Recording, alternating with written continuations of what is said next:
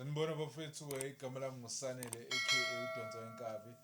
Bafethu we are back ku starting 11 sizo analyze umdlalo weRichards Bay versus Kaizer Chiefs ebise eMhlathuze Sports Ground namhlanje. Njengenjalo bafethu niyazi ngihamba noSibuda Libuda, Sibuda wama-jokes. Sibuda hamba kanjani? Shaphu kanjani mfethu? Ugrand. Hayi grand kanjani? Hayi ke idlalile ke ilokhunja igame ngoba 1-0 to Richards Bay Kaizer Chiefs 4 lose in a row, 8 goals conceded, 2 goals scored.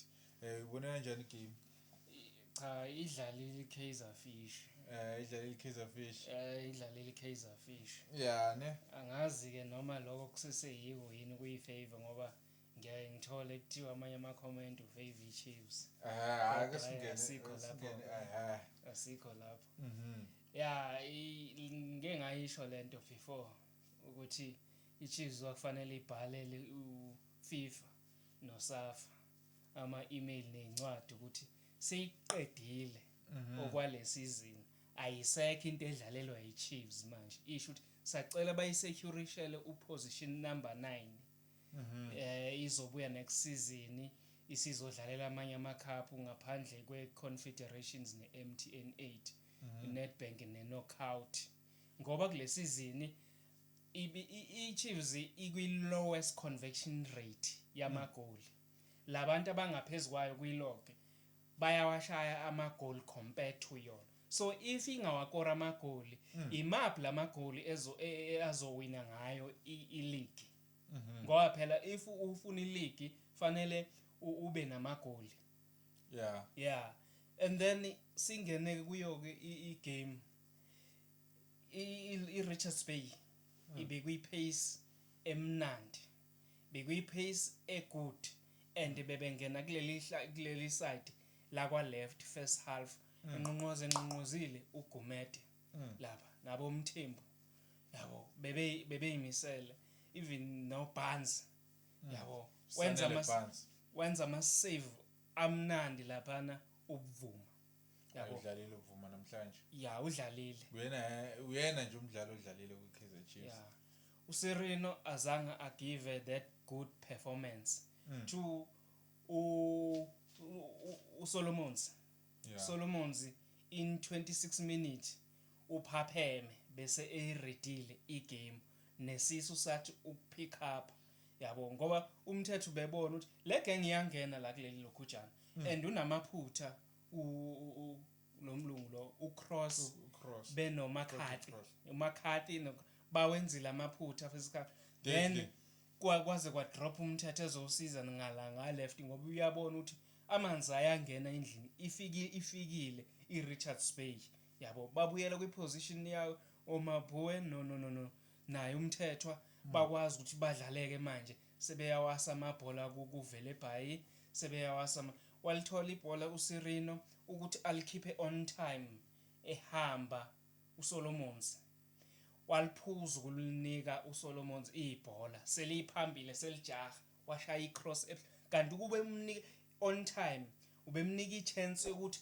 adeliver kahle icross ecinga lo muntu amfuna ukuthi athole ibhola azokwazi ukuthi kube neshot on target. Cha uphuzile of which azange aperform ngalendlela kufanele aperform ngayo. Well done Velebay. Uvelebay kukubi kunjena kwiChiefs uwadelivile ama-cross udlalile ibhola cishe out of 100% uVelebay emoshe ibhola kube u2% yabo bekumane ngaba kube yithrow uma bemphuca ibhola nakhona kuzoba yithrow ekuzoba eyakhe yabo okusho ukuthi lizobuyela ibhola lidlalwe udlalile uVelebay udlalile umthetho ngokubuya kwakhe ila eback nje noShinga udlale kamnandi lapha emuva uShinga abantu ababenamaphutha yilaba abelungu abayi2 beyifast kakhulu iRichards Bay and ifuna ukukhuphuka ngoba phela ile ezantsi so bebazi ukuthi bazo attack kanjani ukuze bakwazi ukuthi bawine igame. Yes ubachithile ubuvuma abadlali abanjengo Sanele Barnes basuka kanjani ko Stellenbosch. ikhona iChiefs? Angithi si prefer i-quantity than equality. Yabo. Si prefer njengoba ngisho ukuthi ingubo zodwa. Mangithi ingubo zodwa ngisuke ngingadeleli. And abadlali beteam yami ngeke ngibabize ngeingubo zodwa. Yabo. Lento abayishile ngibazwile abantu besho ukuthi izistriker ziyabuya zizoma ke emuva. Kodwa lesi seChiefs siyabuya emumva. Sibe neimpact saba yiassist ekungeneni igoli. 2 udefendile ebuyele emumva namhlanje. Wa defend elinye ibhola lahamba layo kweqa igoal line kwayikhona.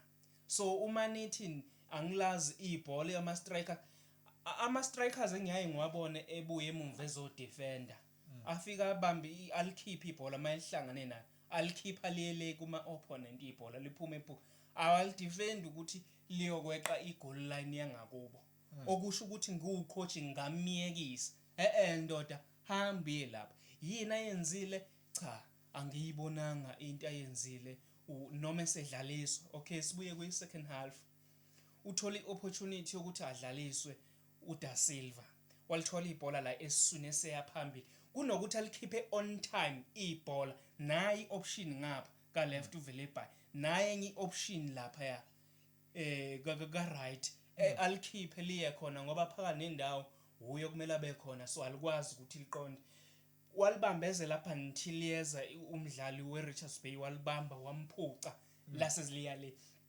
If uluza ibhola kangaka uyibona eRichards Bay ukuthi ine counter attack egood kanje usuku ucabangana yabo angazi ukuthi usuku ucabangana waliluza kanjalo to idefense yeChiefs iyayithola ibhola ufika kuqala idefend ebholeni leChiefs second half kunokuthi aliclearishe same time liyoba yithrow in ibhola usafuna ukulitrap ama first touch kwafika umfana weRichards Bay maybe uGomet walithatha lelo bhola shayisa of which labantu bafuna iwin. So if uyidefend uyabona ukuthi asikho strong one thing yenza ama uthola ibhola liclearishe liphume kwi danger zone yakho uzokwazi ukuthi ube safe points rather liphume bazokwazi abantu babuye lizomako kunokuthi liluzwe uwe balithathe lithola umuntu ozongena espacing alishaye abhale igoal.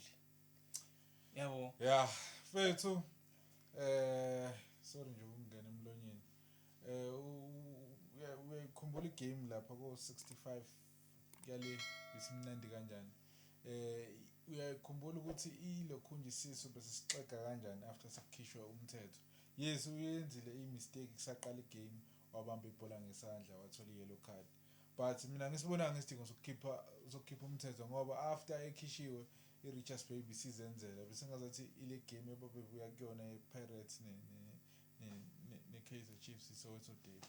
Yeah bese kubi kakhulu kulimele umthetho cause ungenile uNgcobo fine uNgcobo uyile ephambili waphasa leli bhola eliluziwe elilidele kodwa ngikho lapha but in terms of marking effectiveness bengekho that strong ikakhulukazi sekuphume ushinga through i-cramp yabo isisu kusho bese singasesekho singasafunction and again vele by ayizange yehle ipace waqonda amadoda A2 edefense walithi ibhola elidru wangena phakathi wadlalisa lo uDa Silva.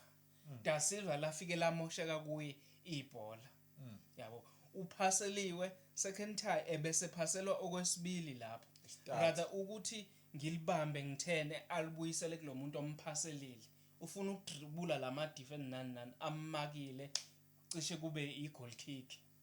Yeah so yini bebengayenza ngcono iKaizer Chiefs la coming from iSoweto Derby an intense game where embarrassile nje like they put you down so hard because that was an embarrassing game for Chiefs. Okay, so how do you tell the players ukuthi okay manje sithatheni buyisani yini bekumele beyenze ngcono la?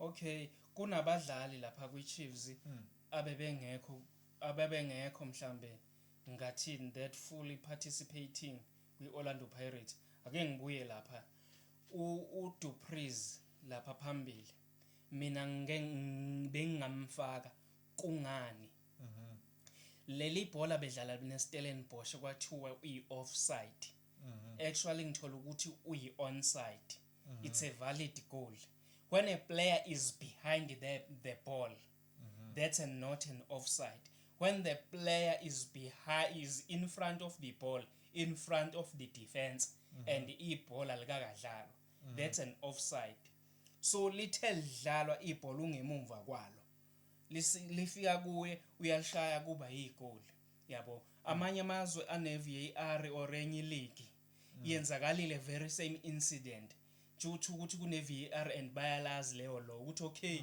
it's not akusili icala kuba kwi offside defend but when the ball akusi offense ukuba yi offside but when the ball is played if you still in that offside position uzojudge ube offside yena ke ngoba ibhola ungemva kwalo ngesikhathi lidlala kube igoli of which one Dupreez igol lakhe lapha kwiSteelers so this time bengizomfaka mina ngimfaka emva kwaloko ngiyawatshela ama midfielder ami ukuthi ngicela nidlalise ama wing purpose yami bengizothi nje akuboostwe i-striking force yami uma ngibuka ukuthi ama defender ethu alimele the usual defender awekho so akumele ngibatshele ukuthi umthethwa mabhu uma libamba ibhola makani lapho nilinike ama winger ami if ayikwazi iwinger ukudeliver icross akeze omunye azoba unumber 10 ibhola liphaswe kwiground libe kuyena akwazi ukuthi anike uDupreez or omunye ovalephile ongene kuma winger wangena eboxini it's either uSirino noma ubani ongenile kwiboxini athole lawo mabhola kuzanye ukuthi kukorwe the time sesiscoreile sesine lead then sesiyakwazi ukuthi sipush ukuthi nomthetho wozo eda la eduze noma uede ibalo sathola ibreakthrough sikwazi usiconvert elinye igoli sawushaya lo 2 goals then umthetho ngiyambiza uzoba unumber 5 permanently naku ke segxeko kuthiwa ngesikhathi edretshulwa cabanga ukuthi uGumede sezokora igoli of which igoli elisuke kungcobo ebeyaphambili yalimaka iRichards Bay waliqhumuza uma lihlala laphana lihlala ku liyahamba liya phezulu lapha ngase center uCross une opportunity yokuthi aclearishe lelo ball maphasela ukeeper yabo walishumpuza wageja angazi noma kube yiphutha noma kube insufficient leg zini ukuthi imfishane imlexanzange ifike ebholeni ukuthi ngalikhahlela ushumpuzile lo muntu obheke le bhola weRichards Bay uya overlap uBarnes my overlap ehamba nalo ushaya isquare so umthetho usuka kwiposition yakhe uyahamba uyolekelela ukumaka ngebhadi ubheke uBarnes lo ozodeliver icross akangabona lo mdlalo oqhubekayo ozolindelela uGumede ehamba uGumede ezobiza lesquare akambonanga lithema lifika kubheka uGumede ibhola kwama ebona ukuthi kunomuntu la ngasemva kwami uthi ngithena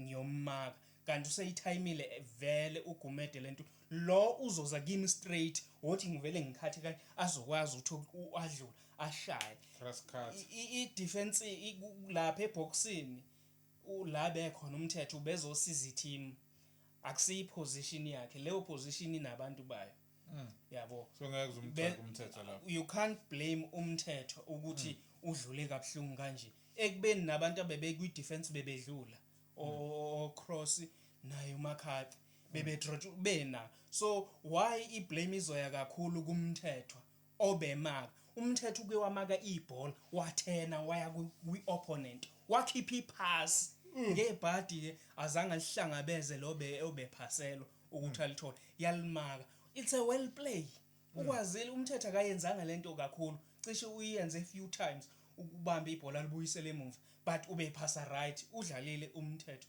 mina ngokwami angazi amanye ama supporter azothini but udlalile well done to i-Richards Bay ikhombisile ukuthi iyayifuna ibhola. 2 usize la uSilva mfethu yini role yakhe egroundini. No offside, 0 offside kwi-Chiefs from uqala umdlalo 245 minutes.